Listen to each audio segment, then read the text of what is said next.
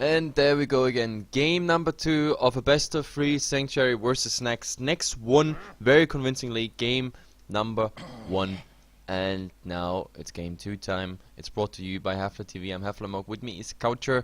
And let's hop into the draft.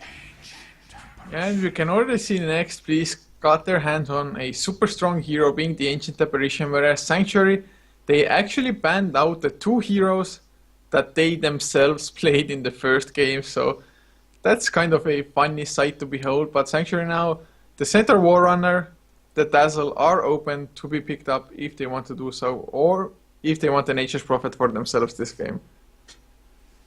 Yep, definitely. And well, it's AA gaming again. I don't know, it's like every time I see AA, it's just like I have this dooming ice blast just flying across the map, just causing so much pain. I would ban this damn hero. I would rather deal with a Batrider, for example, than or like an Invoker than AA.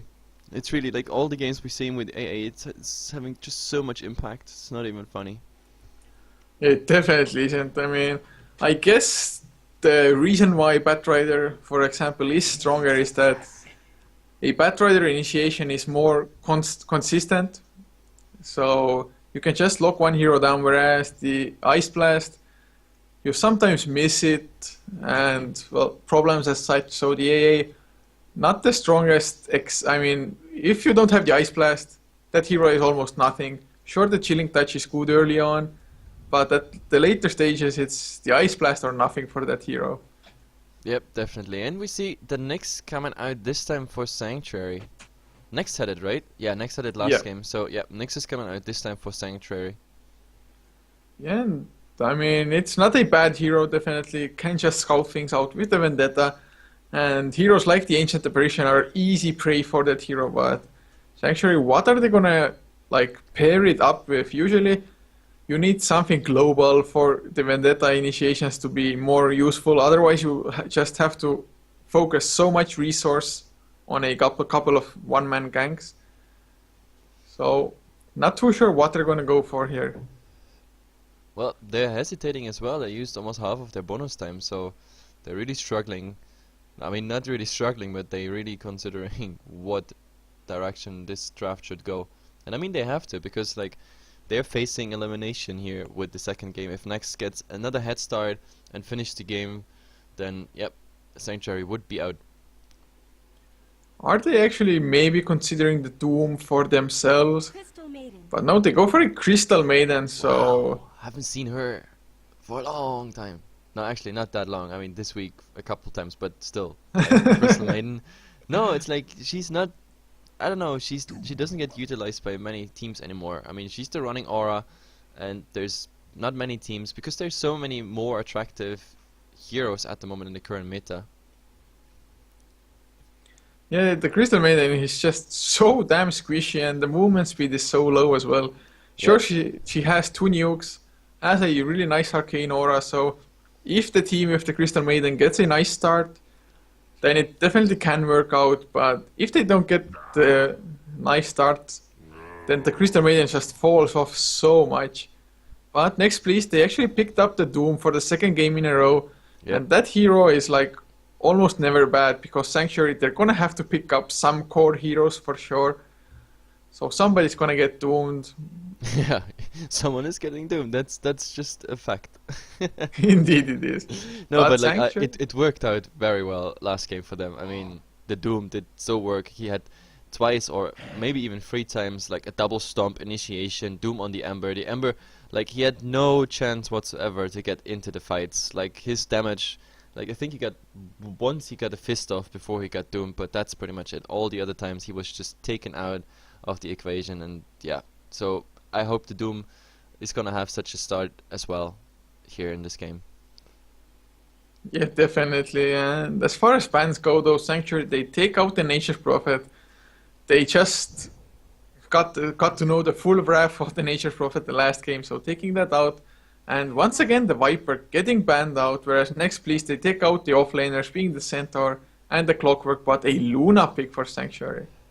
Yep, I like it. I mean, it's quite early. You could have saved the Luna pick for later, so you don't show the core you want to go for, but then again, I mean, it's a solid carry. It's one of the most picked carries anyway in the current meta, and I like it. But with Doom on the pitch already, that means she's gonna be one of the priority targets to be doomed.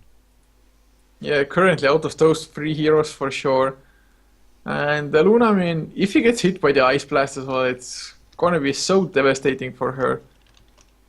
But next, please, they still have a multitude of heroes to actually go for. Yep. And I'm guessing a Shadow Shaman might be picked up once again, actually.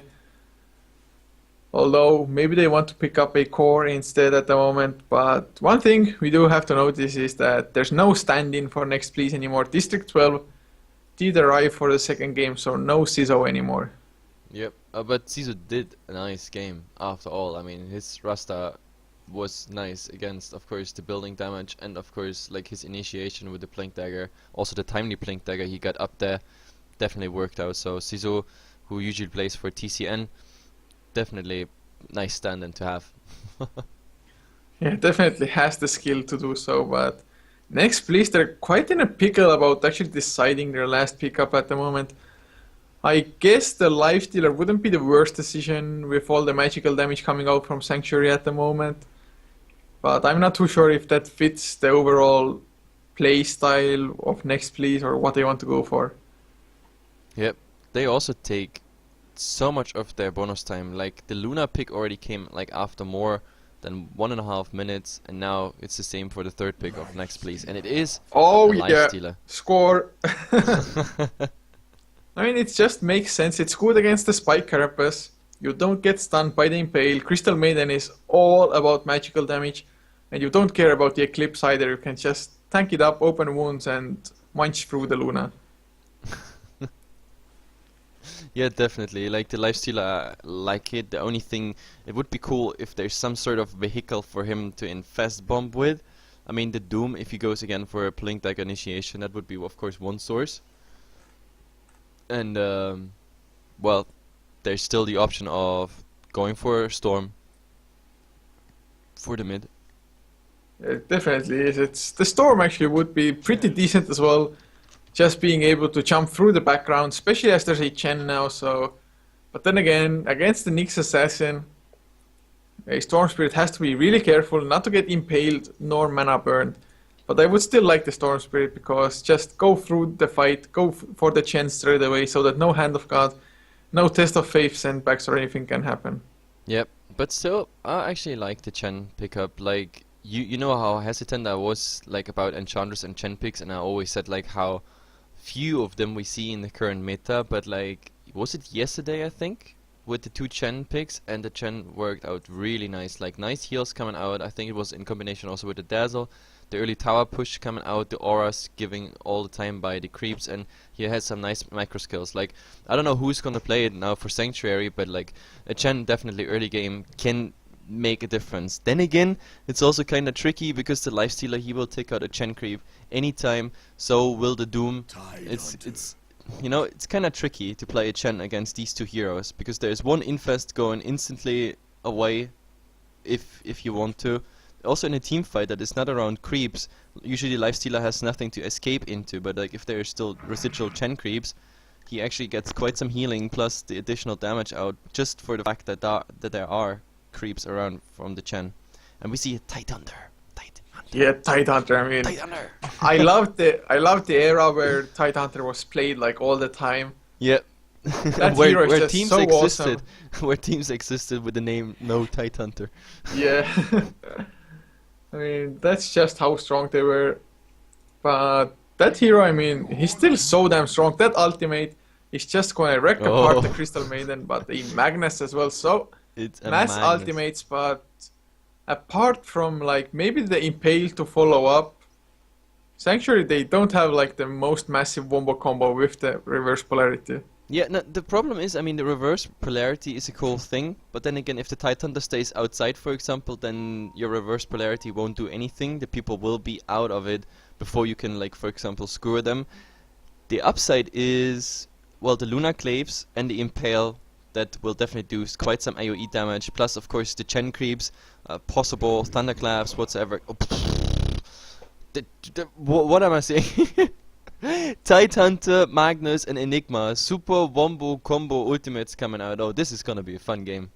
Jesus Christ, this is gonna be a fun game. Well, Enigma should have a pretty easy time actually.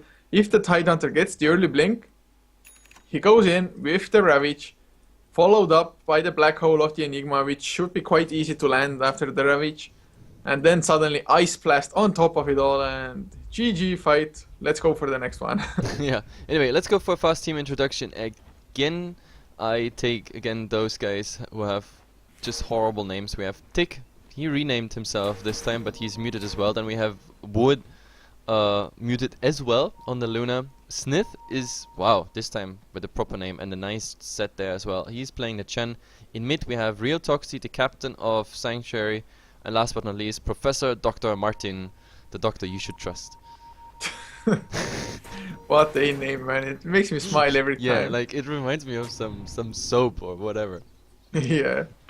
Well, anyway, for next, please, on the Radiant side, Red Light will be heading up towards the bottom lane on the Lifestealer, with Kiana once again playing the Doombringer, leaving District 12 to support on the Ancient Apparition with Illusionist, on the Enigma, who potentially, well, probably going into the jungle, and Da on the Tidehunter for the off lane. Yep. And your erratic introduction of the team, I could barely follow with the camera. Like you do it so randomly. Well, at the moment, I introduced first the bottom lane, and then just whoever came first. No, you went from the bottom lane to the mid, back to the bottom, back to top, and then. No, it wasn't Enigma back in to the the base. bottom because I introduced Red Light as well as. Oh, or maybe I didn't introduce District 12 first. Who knows, man?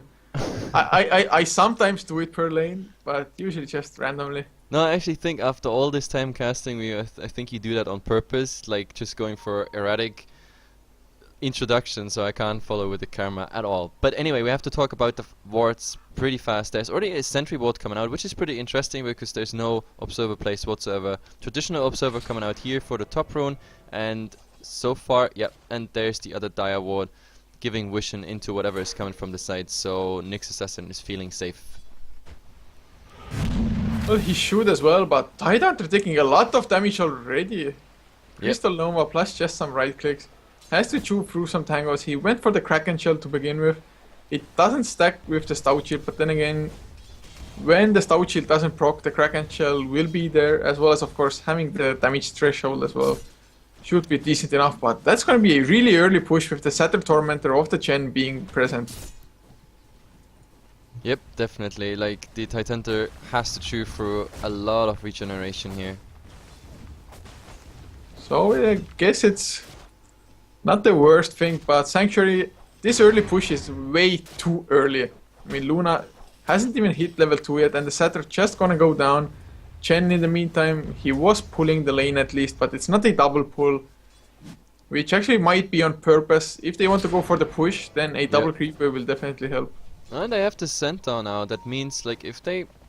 Well...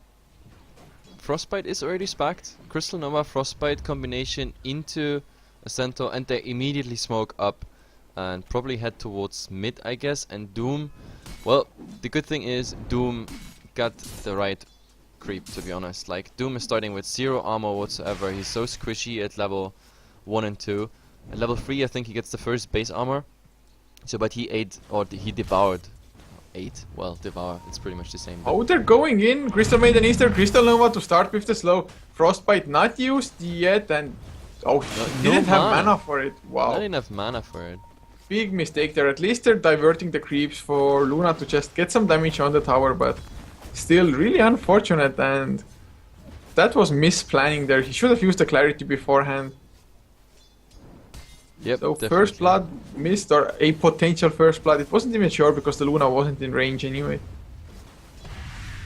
But still, the Tidehunter just not being happy on this lane. Like, there's so much experience he's just not in range for. I mean, he's level 3, it's kinda okay. But still, that tower is going down. So we see a tower falling before even the first blood. And Luna gets it as well. The one who needs it the most. The start is really good, but then again, the Lifestealer is ahead in farm, although I'm not sure if he's going for a Midas, but I really think against a Chen, just going for a Midas is so damn good. Yeah, It's and the just Nyx so, really, so rewarding to the lead Nyx the can't chain. really stop the lifestealer here as well. That's the biggest problem. He went already for 2 points in rage, so if he actually gets the open wounds up, which is a very low range, but still, then with the 2 levels of rage, he can chew through Carapace.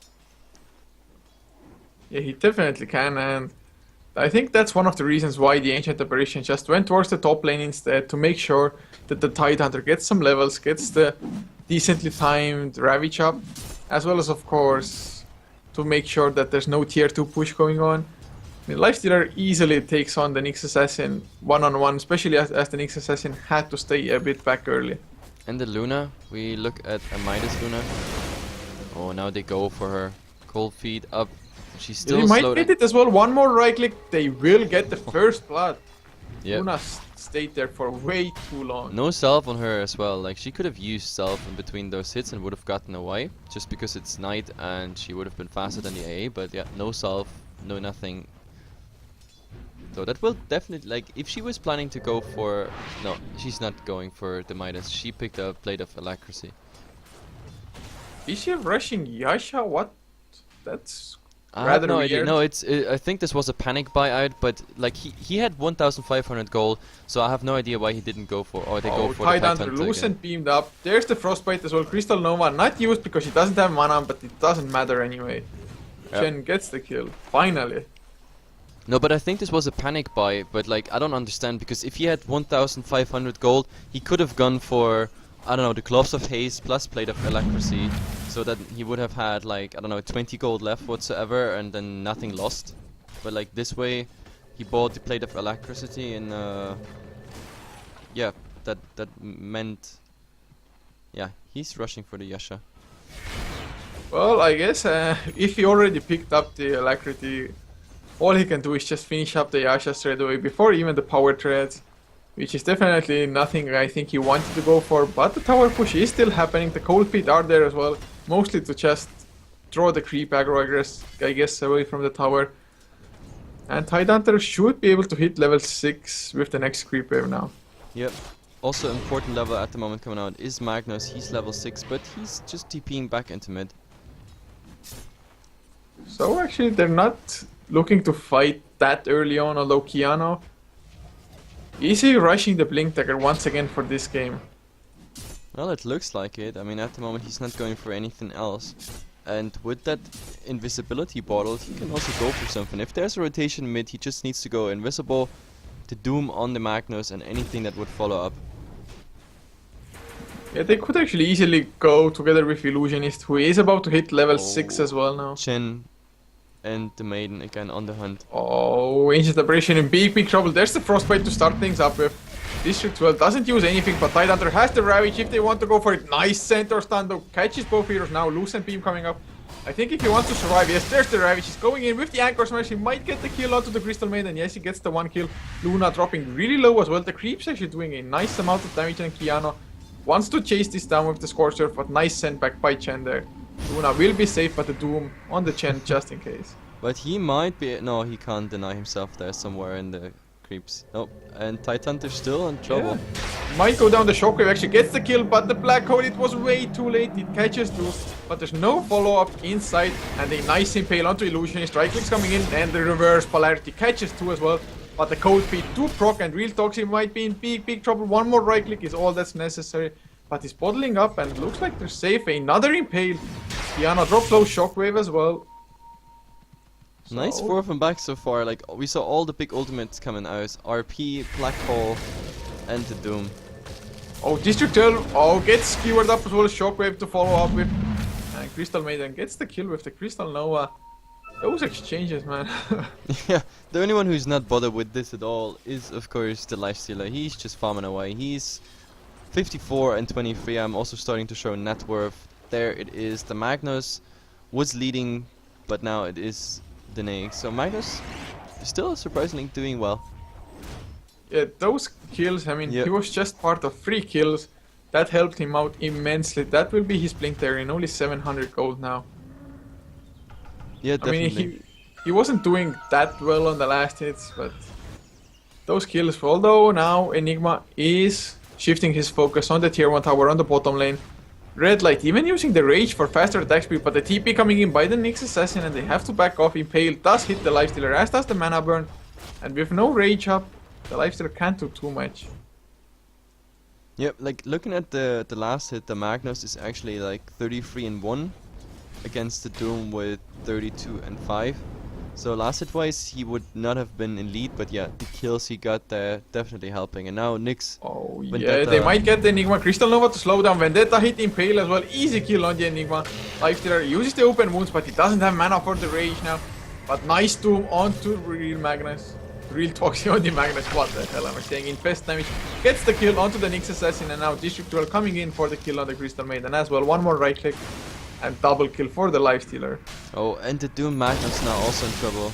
Oh There's yeah, the Ravage just got used, a nice skewer, but he drags Tidehunter with him, but Tidehunter no mana to follow up with. Yeah, it's too bad. If the Tidehunter just would have gotten a bit more farm on his lane whatsoever, like for, I don't know, anything, a bottle, maybe the stick complete, or I don't know, what he even wants to go for, like a medallion. We see sometimes medallion coming out, like soaring would have been nice, anything to like provide him with permanent mana.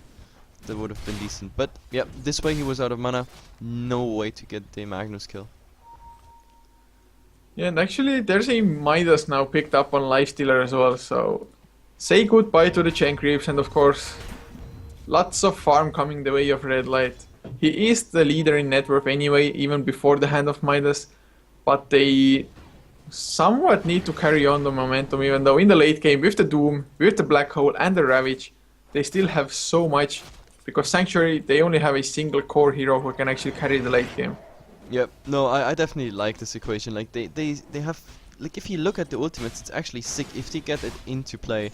Like they have a Lifestealer, pretty much a 4 protect 1, Doom providing the auras for the Lifestealer, and like taking one out of the equation. If that's Magnus, for example, that's already big. Like either Magnus or Luna, like those two targets are like priority. And then they have Ravage set up into a Black Hole. Like, it's just crazy, and like the disable that's coming into Sanctuary's way, it's not even funny. Also, when you think about the Chen, for example, I mean, there is a Midas, there is the Infest and the Devour. That's like, if he comes with 3 creeps, like Next would be able to instantly just get rid of those 3 creeps. Yeah, a bad game to be a Chen, definitely, Yeah, at the moment. It's definitely not fun in this game to be a Chen. And actually, Kiana might be in trouble. Professor Dr. Martin, Vendetta, Impale, he's waiting for it, and he gets dodged as well. There's the Chilling Touch coming in return. Nyx Assassin has to back off. But Kiana, he went for the Arcane Boots to start with, and only 300 gold away from his Blink Dagger. And Yep. Mech, not yet finished an Illusionist, but only 400 to 500 gold more. Oh well, and Lifestealer is still happy. Like he's farming, and he's farming much more than the Luna is. I mean, Luna got the last hit on the tier 1.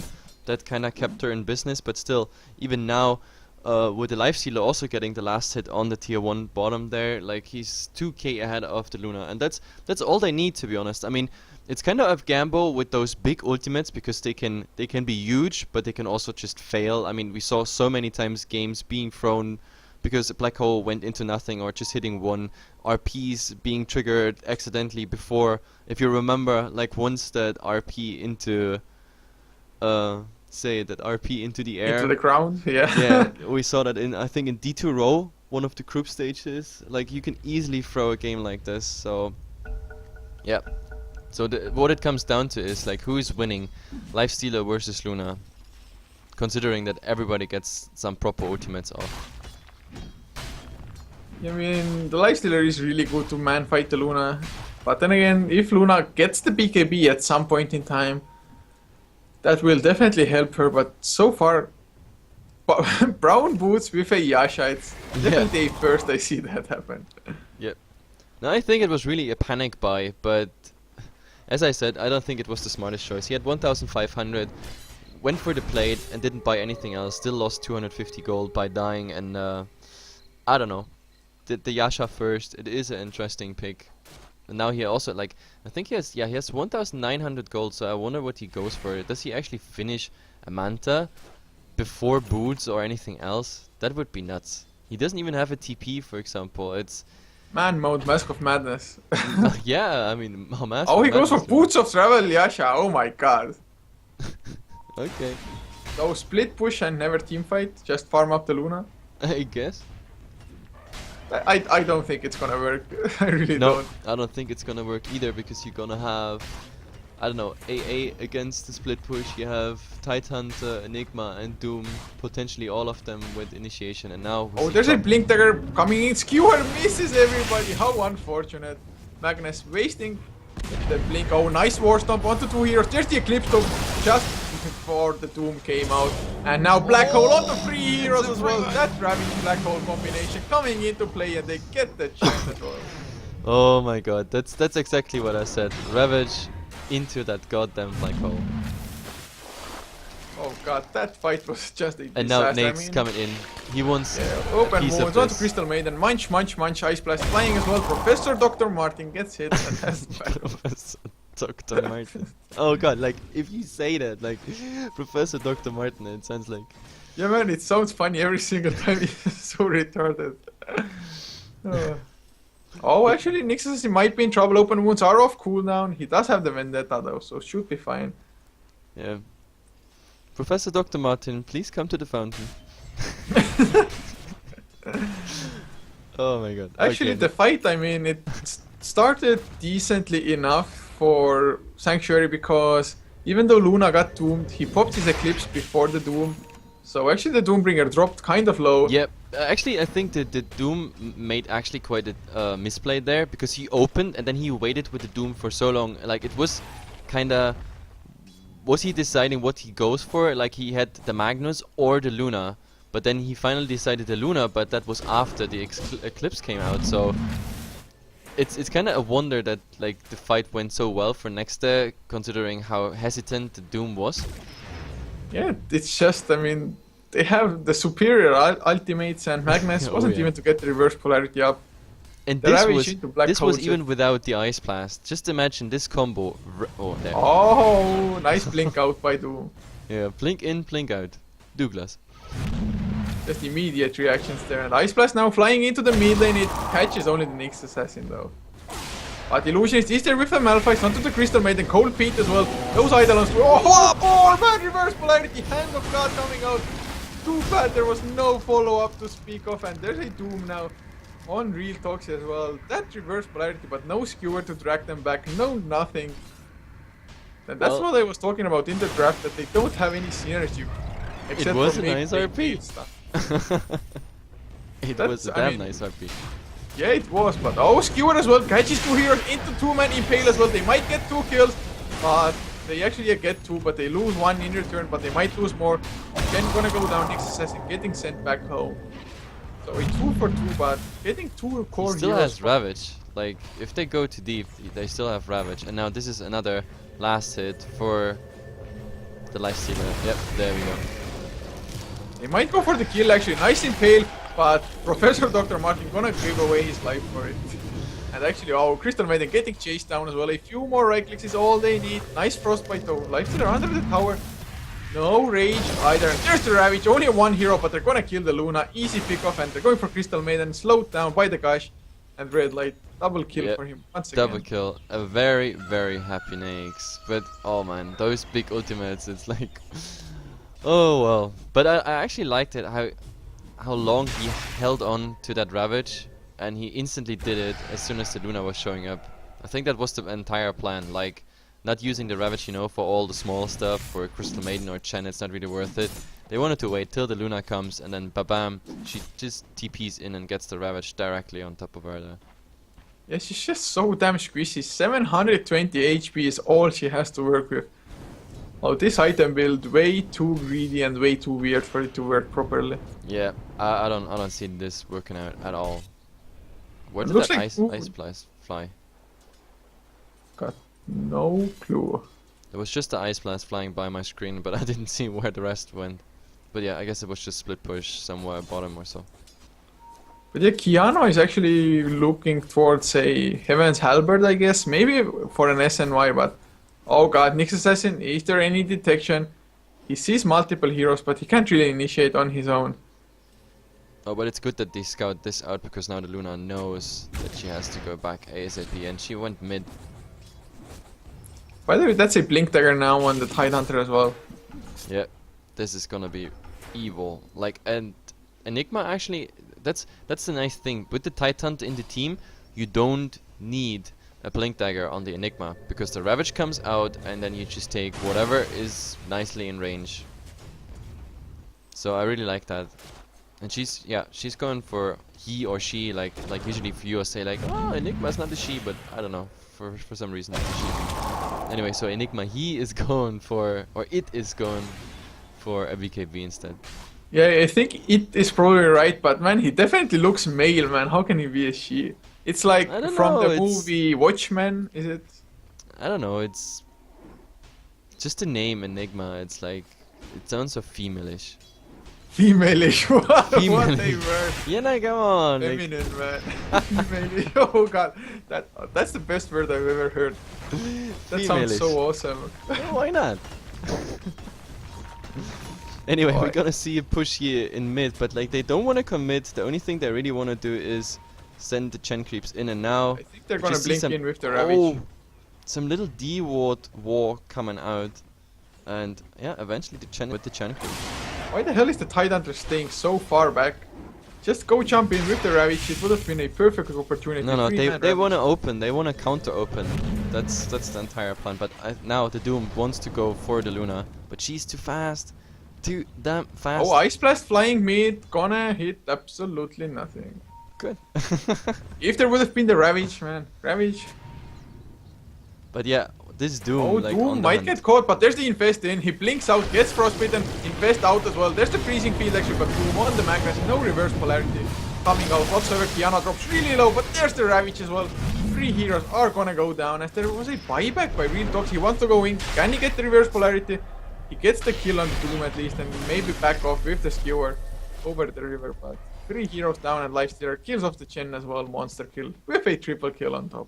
So I guess the buyback was sort of worth it, and the Luna, she's like, she's not concerned with all of this. Like, I don't know, she needs a BKB over a Manta completely, so I don't really understand. If Why she is had a Blast BKB, she flying? could fight. Yeah, I mean, the BKB definitely is a 100% must item for her. In But this game, yeah, yeah, for sure.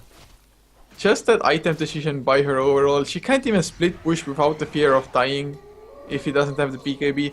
Sure, even if he does have the BKB, there's now the Basher up on the Lifestealer, as well as the Black Hole can still stop her, I guess, but No, that wouldn't be really worth to use it. But no, the fact is, like, she's rushing the Manta, but now it's 20 minutes in. It's like her first item choice, like with that little sidestep of the BOTs. But so far the BOTs didn't turn out to be of any value, except for like swapping nicely around between the lanes without paying 135 gold. But that's pretty much all she got out of it. Oh well, and maybe the movement speed, which is quite nice in the BOTs. But I don't know. It's just the Luna just doesn't work out. It's 19 and 10. The Naix is just getting so much farm, and the Luna is so far behind. We look at, I don't know, 6k. Yeah, 6k, almost exactly 6k behind the Lifestealer. She they should want have to go just- in. Oh, they find the Crystal Maiden, easy pop off with the Infest. Oh well. Just like last game, the Doom initiation into Stomp, and then this time there's even the Naix to follow up. It's just way too much for them to handle. They even kill off the Chain Creep who was trying to be annoying, but oh, Magnus from the side catches 2 heroes with the reverse polarity skewer as well, but there's the Ice Blast. Black Hole is there, catching only 2, gets cancelled immediately, but still 4 heroes down. What a disaster of a fight. Once again, it was so messy, so flashy as well, but Chen gonna fall down and And complete annihilation. this was without Ravage. This was just without Ravage. Like, Sanctuary just does not find in this game. Like Luna, the first time she shows up, the Manta was even used, but like instantly died to whatever collateral damage there is. And I don't know, if she had a BKB, the Eclipse would at least do something. But yeah, now Crystal Maiden down as well, make that entire Team Y +1, and there is the GG well played being called out. And Celebratory Ravage. yeah, let's celebrate it with a random Ravage. No, but really nice played by Next. Like stacking the ultimates. Like we only saw one decent RP, and that was without a follow-up. Like Sanctuary just not finding into that game. Absolutely not. Anyway, that means, guys, the second best of 3 for the Starladder quarterfinals is done, and the next one is coming at 16. That means in 40 minutes.